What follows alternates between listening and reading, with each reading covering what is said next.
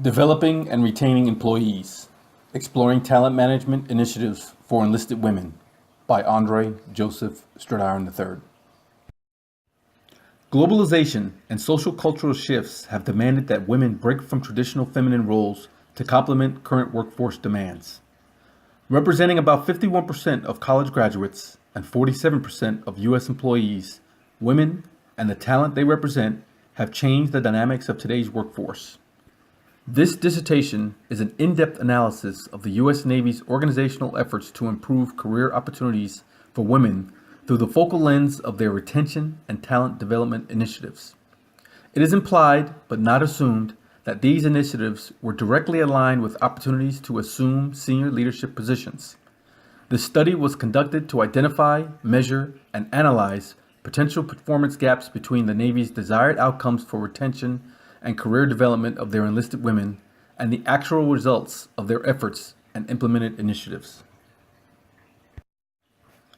The importance of this problem is that with an ongoing global competition for talent, organizations put themselves at risk when they fail to implement strategies to maintain employee career development and job satisfaction initiatives. Such oversights create environments with unsatisfied employees poised to leave for perceived improved opportunities. Human capital losses for these and other reasons create performance gaps and challenges for organizations to accomplish goals, develop and implement strategic plans, solve complex problems, and adapt to the global demands. In 2015, the U.S. Navy implemented initiatives that addressed its talent management and retention goals. A key focus of this initiative was to establish an environment and culture capable of competing and retaining America's top talent. A significant part of their initiatives focused on improving diversity through specific plans, policies, and doctrines developed to specifically address the career advancement and leadership opportunities for women. The stakeholder group of interest for this study was enlisted women. This group represents the largest percentage of the Navy's female workforce, in addition to also representing the group with the lowest retention rate of other women subpopulations serving in the U.S. Navy. The organization's mission is to maintain, train, and equip a combat-ready force that is capable of winning wars, deterring aggression, and maintaining freedom of the seas. The organizational performance goal, implicitly outlined in many of its strategies, directives, and plans which addressed its talent management initiatives, was to improve the job satisfaction and retention opportunities for talented employees, including a specific focus to maintain or improve the retention of active duty enlisted women serving in their initial term at or beyond the current 38%. These 5 research questions assisted me in examining the degree to which the U.S. Navy is achieving its goal. I utilized these research questions as my guide for identifying the knowledge, motivation, and organizational influences that drive the decisions made by these women to end or continue their pursuit of a successful career with the U.S. Navy. The Clark and Estes KMO framework was the model that guided this research effort. This analytical framework provided a systematic process for identifying performance gaps between the organization's desired goals and the actual results of their efforts. The framework assisted me in analyzing the knowledge, motivation, and organizational influences of enlisted women and the ability to gain an in-depth insight into the understanding of how each assumed influence impacted the organization's performance problem.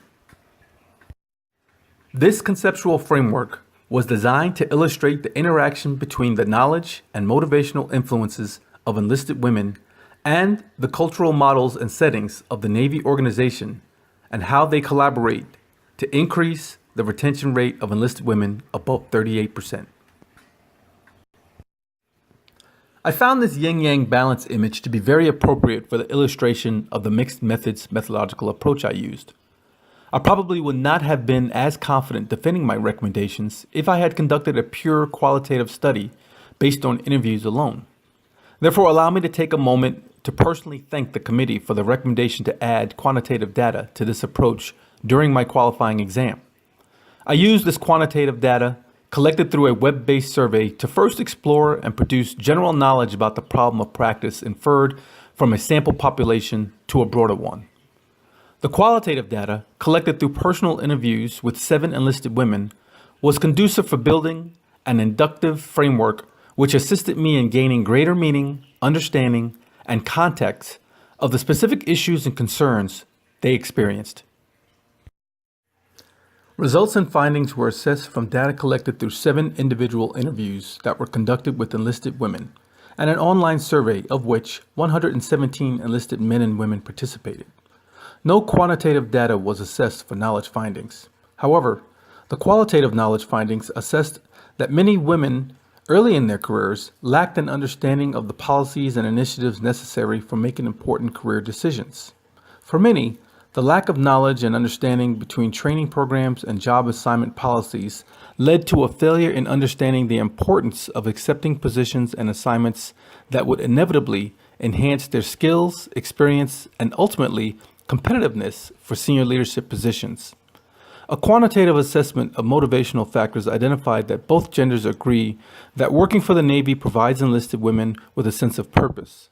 However, enlisted women feel that they have less control and personal responsibility for their career success and failures, which certainly impacts their motivation. Qualitatively, motivational findings assessed through interview data identified that despite feeling they have less control over their personal success than male counterparts, enlisted women are motivated and confident in knowing that their efforts and personal contributions are valued by the Navy and assured that opportunities do exist for them to pursue successful career paths. At the core of this study, more so than the understanding of knowledge and motivational influences, was an interest in exploring the impact of organizational influences on the talent management initiatives. A quantitative assessment of organizational factors identified that both genders agree with the following 3 statements. First, policies support the career development and advancing of enlisted women into senior positions. Second, communicating and feedback with leadership benefits professional development. And third, that recognition policies and processes across the organization are fair and reasonable. Qualitatively, organizational findings identified that enlisted women do believe their careers are being supported by the organization and are overall satisfied with the continued efforts towards improvements. However, despite having a clear understanding of the value and of feedback, a knowledge gap was identified with enlisted women having varying levels of understanding about processes and procedures specific to career development across the organization. As a result, the organization does appear to be creating a feeling amongst many enlisted women of being shortchanged and neglected as a result of information not consistently being distributed, career opportunities not consistently being presented, or feedback not consistently being acted on. The New World Kirkpatrick model was used to develop and support the integrated implementation and evaluation plan for this study. The model suggests 4 levels of evaluation which demonstrate the value of training: reaction, learning, behaviors, and results. The 4 levels are initially planned in reverse order, with level 4, the results, being the key focus and intent of training. The benefits of using the New World Kirkpatrick model was that it provided a framework for creating an effective training program that both validates the value of the plan and ensures resources are focused on achieving the desired performance results. Recommendation considerations were written to directly align with the Clark and Estes KMO framework. The knowledge recommendations include providing enlisted women with supplemental career development information, such as a job aid, to reinforce and build upon knowledge and information learned about the Navy's policies and initiatives designed to support their career decisions. Also, to provide enlisted women with mentors who model, coach, and provide other scaffolding means of training designed to help them make sense and master the information learned. And last, to teach enlisted women strategies to manage their motivation, time, and learning strategies, and control of their physical and social environment, and monitor their own performance. For the motivation, supervisors and leaders need to maximize opportunities for enlisted women to complete relevant and useful tasks that connect their interests with utility value and positively influence their learning and motivation. Also, Supervisors and leaders provide enlisted women with opportunities to experience success and ensure they receive timely feedback to help them recognize when results are of their own actions. And last, supervisors and leaders need to provide enlisted women with formal and informal feedback regarding the importance and value of tasks and the value of their personal contributions. And for the organizational, ensure goals and objectives specific to the organization's diversity efforts are clearly established, published, and communicated to ensure all stakeholders are aware of program priorities and intent. Also, the organization should conduct an informal audit of the organization's policies, procedures, and ensure programs implemented are routinely checked for alignment with goals. The organization should also ensure leaders are committed to goals through modeling and demonstration of behaviors of trust, honesty, and support of stakeholders' autonomy. Next, the organization should ensure that all personnel in leadership positions are trained and assessed on their ability to commit to and value the organization's diversity goals. Ensure key organizational leaders and influencers are capable of sharing diversity goals and are identified and utilized in program implementation efforts. And finally, to create a feedback system that provides all stakeholders with opportunities to communicate ideas, concerns, and thoughts related to change efforts. Overall, this dissertation project was extremely rewarding.